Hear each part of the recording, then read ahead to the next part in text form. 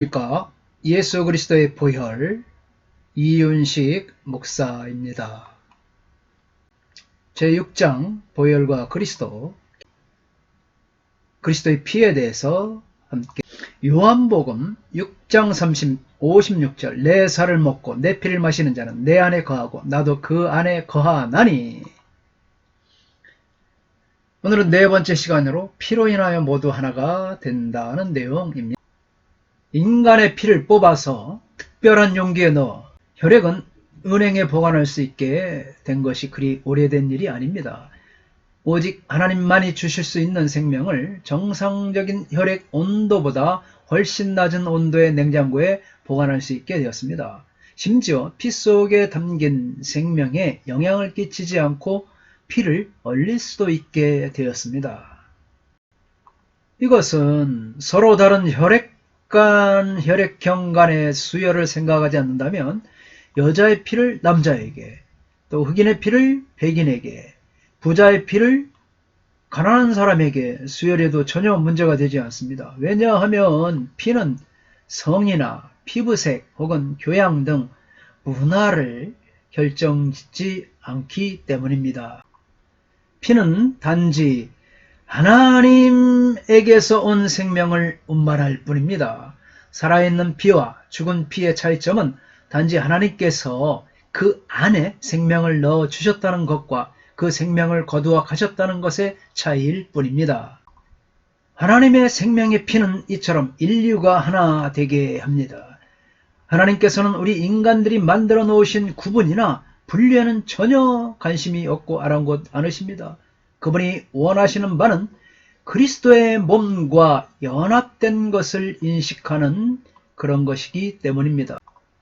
예수님은 여기서 인자의 살이란 말에 인자의 피라는 말을 더하여 말씀하십니다.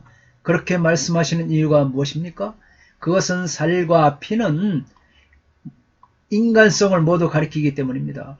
예수님의 인간성 전체가 우리의 속죄 제물이 되셨다는 것입니다. 그것은 인류 구원의 완성을 위하여 흘리신 예수 안에 거게 하는 피인 것입니다. 즉 예수 안에 있는 피는 그의 대속적 죽음을 믿는 것을 가리킨다는 것입니다. 예수님의 살을 먹고 피를 마신다는 것은 그리스도의 속죄를 받은 자가 주님과 연합하게 됨을 가리키고 있습니다.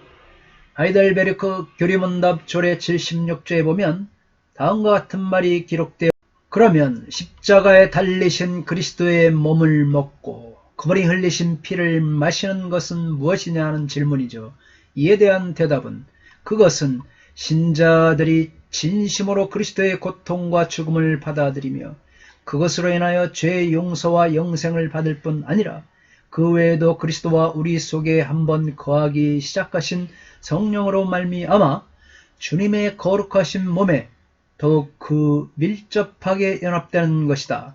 그래서 비록 그리스도께서는 하늘나라에 계시고 우리는 이 세상에 살지만 그러한 것에 상관없이 우리는 어디까지나 그분의 살 중에 살이며 뼈 중에 뼈이며 우리는 한 성령으로 영원히 살며 영원히 한 성령에 지배되는 것이다 라고 말함으로써 예수님의 살과 피를 받아들여서 예수님이 우리와 함께 거하기 시작하신 성령으로 말미암아 우리가 주님 거룩하신 주님과 더욱 밀접하게 되는 것이죠. 그래서 우리는 그분의 살 중에 살이며 뼈 중에 뼈고 한 성령으로 영원히 살며 또 영원히 한 성령에 지배되는 것이다. 이렇게 하이델베르그 교리문답은 중에 말하고 있는 것입니다. 이에 대해 이상근 박사는 거한다는 견해를 성부는 성자 안에 거하고 성자는 신자와 일치시니 결과적으로 모든 신자는 그리스도 안에서 하나님과 일치가 된다 했습니다. 성부는 성자 안에 거하시고 성자는 또 신자와 일치시니 결과적으로 우리 모든 신자는 그리스도 안에서 하나님과 일치가 된다. 할렐루야. 피는 내가 그리스도 안에 있다는 것을 의미하며 이는 곧 내가 예수 안에는 연합의 의미가 있다는 것입니다. 즉 거하나니는 일치적인 연합을 의미합니다. 결과적으로 모든 성도들은 그리스도 안에서 일체가 된다라고 거하다는 말을 주석하였습니다. 그래서 요한복음에서 40회나 나오는 거하다, 매노죠, 매노. 헬라어 매노는 연속적이라는 의미가 있습니다. 다시 말해 피로 예수님 안에 거해버린다 라는 것입니다. 이것은 영원한 연합을 말하고 있습니다. 육체적인 연합이 아닌 생명의 연합으로 예수님이 내 안에, 내가 예수 안에 거한다는 것. 한번 머물고 마는 것이 아니라 영원한 연합, 생명의 연합을 가리키고 있습니다. 그러므로 우리가 해야 할 그 일은 어떤 종파를 세우고 사람들은 어떤 교리로부터 다른 교리로 개종시키는 일이 단순한 일이 아닌 것이죠. 단지 예수 그리스도의 생명의 피에, 복음의 증거가 되는 것이며, 이런 예수님의 보혈의 피에 씻김을 받지 않고는 아무런 소용도 없다는 사실을 우리는 기억해야 합니다. 모든 사람들은 죄악되고 더럽혀진 피, 죄악과 범죄로 인하여 죽은 아담의 피로써 맺어져 있습니다. 사도행전 17장 26절에 인류의 모든 족속을 한 혈통으로 만드사 온 땅에 살게 하시고 그들의 연대를 정하시며 거주의 경계를 한정하셨으니 라고 말씀.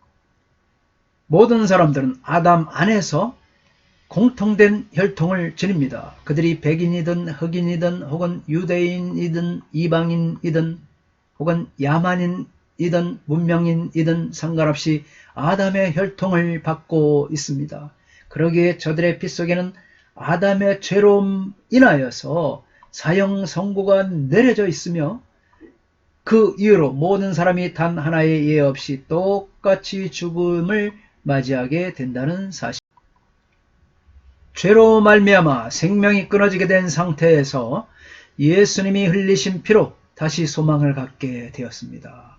에베소서 2장 12절로 13절에 그때에 너희는 그리스도 밖에 있었고 이스라엘 나라 밖의 사람이라 약속의 언약들에 대하여서는 외인이요 세상에서 소망이 없고 하나님도 없는 자이더니 이제는 전에 멀리 있던 너희가 그리스도 예수 안에서 그리스도의 피로 가까워졌느니라. 아멘. 우리들 모두는 예수님의 몸이며 서로의 지체입니다. 이 생명체 안에서 예수 그리스도는 머리가 되시며 모든 믿는 자들은 그 지체가 됩니다. 이 지체들은 그리스도의 피를 통하여 서로 연결되어 예수 그리스도의 성취하신 사역에 모든 것을 내어 맡긴 거듭난 신앙인들은 피로 인하여 형제가 되며 한 가족의 구성인이며 한 몸의 지체인 것입니다. 모든 사람들은 주 예수 그리스도의 피를 먹고 마심으로 하나가 되었습니다. 예수님과 하나가 되는 것은 그분의 신적인 거룩한 성품을 분배받는 자가 되기에 인자의 피를 마시는 것이 얼마나 큰 축복입니까?